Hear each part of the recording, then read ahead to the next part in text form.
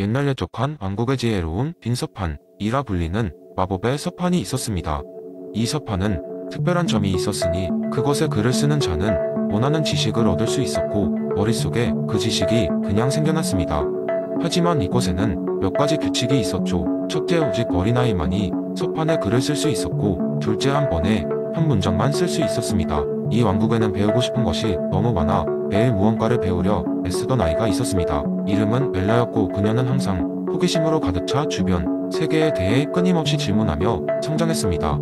어느 날 벨라는 마법의 서판에 대해 듣고 흥미를 느끼게 됩니다. 내가 원하는 모든 것을 배울 수 있다니.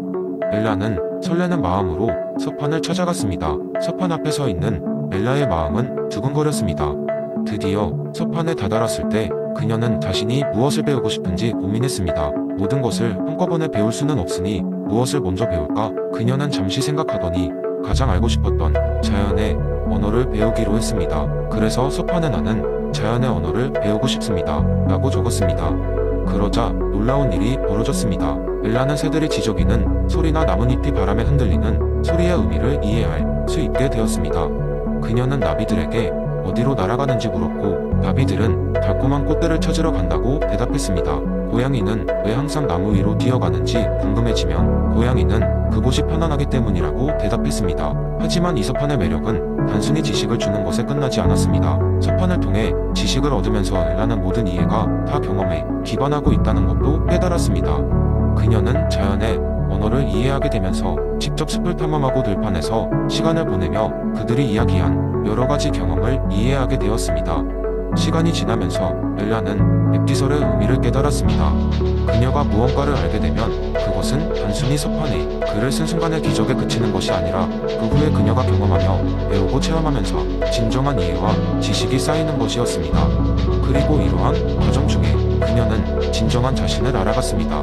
많은 사람들이 벨라에게 서판의 비밀을 못 보냈습니다. 그러면 그녀는 항상 이렇게 대답했습니다. 서판은 시작이었을 뿐 나에게 진짜 지식을 준 것은 그 후의 경험과 그 경험을 통해 얻은 깨달음이었어요. 이처럼 모든 사람의 마음도 처음에는 백지와 같지만 환경과 경험이 우리를 빚어가기 시작하는 것이죠. 왕국 사람들은 벨라의 이야기를 통해 자신들의 삶에서도 배움과 경험의 중요성을 깨달았습니다. 벨라의 여정은 그 후로도 계속되었고 그녀는 평생 배움을 멈추지 않았습니다. 그녀는 왕국 전체의 지혜로운 존재로 알려지며 백지설의 중요성을 전파하는 훌륭한 사람이 되었습니다. 두 번째 이야기. 어느 평범한 월요일 아침 서울의 한 직장에서 무언가 놀라운 일이 일어났습니다. 박대리라는 평범한 회사원이 그 주인공이었습니다. 그날 아침 박 대리는 평소와 다름없이 출근 준비를 마치고 지하철에 몸을 실었습니다. 중요한 회의가 있어 서둘렀지만 지하철 안은 늘 그렇듯 북적였고 사람들은 스마트폰 화면에 몰두해 있었습니다. 그렇게 출근길이 계속되던 중 지하철이 잠시 멈추며 약간의 소란이 일었습니다. 누구나 겪어봤을 법한 작은 지연이었죠. 그런데 그 순간 박 대리의 시선은 우연히 지하철 창문 밖 하늘에 머무르게 되었습니다. 9월의 맑고 청명한 하늘에 무지개가 떠오르고 있었던 것입니다. 박 대리는 문득 그 무지개의 아름다움에 매료되어 잠시 눈을 떼지 못하였습니다. 그런데 이상하게도 그 무지개는 단순한 무지개가 아니었습니다. 여러 색상의 띠가 마치 리듬을 타듯이 움직이며 사람들의 얼굴에 신비로운 광채를 더하고 있는 듯 했습니다. 그날 박 대리의 마음속에는 갑작스럽게 어떤 깨달음 같은 것이 스며들었습니다. 그는 무지개를 바라보며 사건이 일어났음을 느꼈습니다. 비록 그 순간이 일상적인 출근길의 작은 방해물처럼 보였을지라도 그 순간의 감동은 삶의 지각과 관점을 어딘가 근본적으로 뒤흔들고 있었습니다.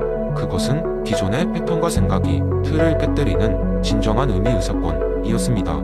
지하철이 다시 움직이기 시작했지만 이제 박 대리의 머릿속은 새로운 생각들로 가득 차 있었습니다. 그는 이 사건을 그냥 지나쳐버릴 것이 아니라 무언가 행동으로 옮겨야 한다고 느꼈습니다. 이를테면 어쩌면 이것은 예술로 표현될 수 있겠다는 생각이 떠올랐죠. 그는 더 이상 평범한 일상으로 돌아갈 수 없었습니다.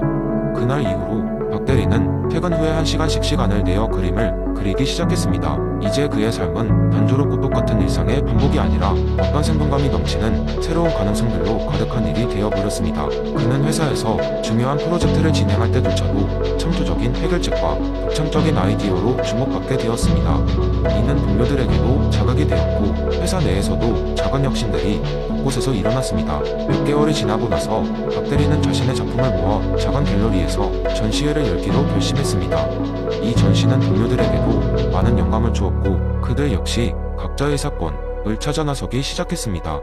이처럼 작디 작은 사건이 큰 변화를 이끌어낸 이 이야기는 우리가 일상을 어떻게 바라보고 그 속에서 어떤 가능성을 포착하느냐에 따라 삶이 얼마나 다채롭게 변할 수 있는지를 보여줍니다. 결국 박 대리의 무지개 사건은 단순한 자연현상이 아니라 그의 삶을 다른 길로 인도하는 기회가 되었고 그로 인해 주변까지 긍정적인 영향을 미치게 되었습니다. 사건은 그렇게 우리를 예상치 못한 방향으로 이끌고 새로운 문을 열어줍니다. 세 번째 이야기. 어느 날 작은 마을, 평화롭고 한적하게 지내던 사람들이 갑작스러운 미스터리로 술렁이기 시작했습니다. 이 마을에는 매년 열리는 단호박 축제가 있었는데 거대한 단호박을 키우는 것이 가장 큰 명예로 여겨졌지요. 하지만 축제를 앞둔 어느 저녁 마을 중앙 광장에 전시되던 올해 최고 크기의 단호박이 귀신처럼 사라져버렸습니다. 이 사건은 순식간에 마을 사람들 사이에서 화제의 중심이 되었고 모두가 저마다의 가설을 내세우기 시작했습니다. 첫 번째로 제기된 가설은 바로 단순 절도 가설이었습니다. 몇몇 사람들은 누군가 농담 삼아 단호박을 훔쳐갔을 것이라고 생각했죠. 그러나 문제는 단호박의 크기였습니다. 그 무게와 부피를 고려하면 작은 장난이라기엔 무리가 있었습니다. 설명적 추론의 관점에서 이 가설은 실현 가능성이 낮았습니다. 두 번째 가설은 동물의 소행 가설입니다. 근처 숲에 사는 커다란 멧돼지나 곰 같은 야생 동물이 배가 고파 단호박을 가져갔을 수도 있다는 것이지요. 그러나 이 가설도 금세 힘을 잃고 말았습니다. 무엇보다 마을 사람들은 단호박이 사라진 현장에 남아있는 어떠한 동물의 발자국이나 흔적도 찾을 수 없었습니다. 다음으로는 꽤 기발한 가설이 등장했습니다. 외계인 개입 가설이었죠. 일부는 외계 생명체가 지구의 농작물에 관심을 가져 단호박을 연구 목적으로 가져갔을 것이라고 주장했습니다. 이 가설은 설명적 추론에서 매우 허무맹랑하고 증거가 부족한 것으로 간주되어 많은 사람들에게 비웃음을 샀습니다. 그렇다면 가장 타당한 가설은 무엇이었을까요? 바로 마을 장난꾸러기들 소행 가설입니다. 이 가설은 몇 가지 관찰에 기반을 두고 있었습니다.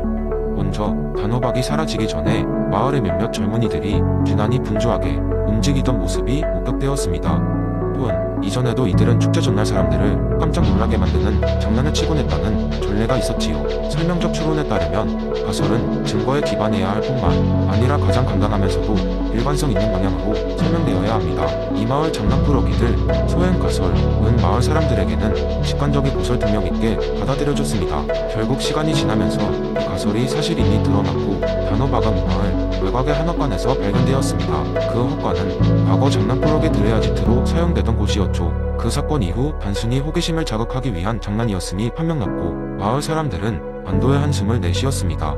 그러나 이번 일을 계기로 마을 사람들은 설명적 추론의 중요성을 체험하게 되었고 매년 이어지던 단호박 축제는 점차 장난기 가득한 그러나 더 안전하고 즐거운 마을 행사로 자리잡게 되었습니다. 이 이야기는 일상의 크고 작은 문제 해결에 있어 설명적 추론이 얼마나 유용한지 그리고 우리 주변의 다양한 가능성을 탐구하고 이해하는 것이 얼마나 중요한지를 다시금 일깨워줍니다. 네 번째 이야기한 시골 마을에 철학을 좋아하는 소년 한우리라는 아이가 살고 있었습니다.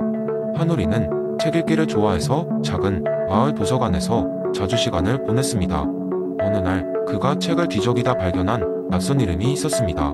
맥스 생러. 책은 먼지가 쌓여 있었고 존재감이 없는 것처럼 보였지만 한우리에게는 특별히 흥미롭게 다가왔습니다.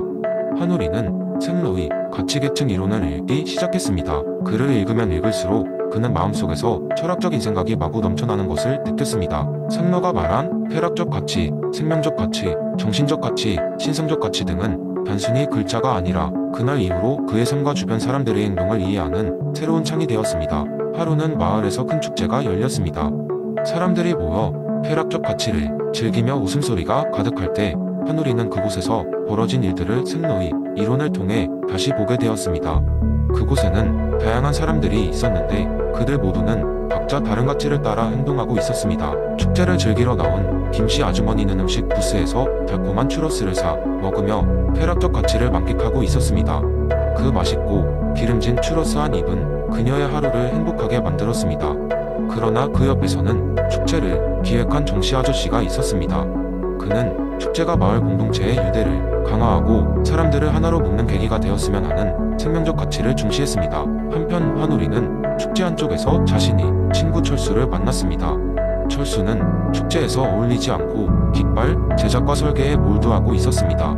환우리가 철수에게 다가가 인사를 했을 때 철수는 난 이런 일에서 올바른 조화를 찾는 게 즐거워. 이런 일들은 우리에게 미적이고 정신적인 가치를 선사해 주거든 이라고 말했습니다. 축제가 깊어지자 마을의 오래된 성당에서 종소리가 울렸습니다. 사람들은 잠시 발걸음을 멈추고 그 소리에 귀를 기울였습니다. 그 순간 신성적 가치가 모든 사람들에게 조용히 스며들었습니다. 이 종소리는 그들의 영혼을 일으키며 저 너머의 더 큰 존재와의 연결을 상기시켜 주었고 모든 사람을 무언가 커다란 것의 일부로 느끼게 했습니다. 축제가 끝나고 집으로 돌아오는 길에 환우리는 멍하니 밤하늘을 쳐다보았습니다. 그는 가치 계층이 그의 삶 속에서 그리고 그의 친구들과 가족 사이에서 어떻게 적용되고 있는지 다시 한번 생각해 보았습니다. 쾌락적 기쁨에서부터 생명적 연결, 정신적 발견, 그리고 신성적 깨달음까지 이 모든 가치들은 사실상 복잡하고도 아름다운 인간 삶의 다양한 측면을 설명하고 있는 것이었습니다. 그날 밤 환우리는 일기에 썼습니다. 오늘 나는 승러의 시선을 통해 내 주변 세계를 달리 보았다. 우리는 각자의 무게를 지닌 다양한 가치를 안고 살아간다. 이 가치를 깨닫고 균형을 찾는 것이 우리가 살아가는데 의미를 부여하는 것이 아닐까. 그렇게 쓰고 그의 눈은 감겨졌고 꿈속에서도 그는 가치의 층위를 여행하며 사람들에게 희망과 이해의 메시지를 전하고 있었습니다.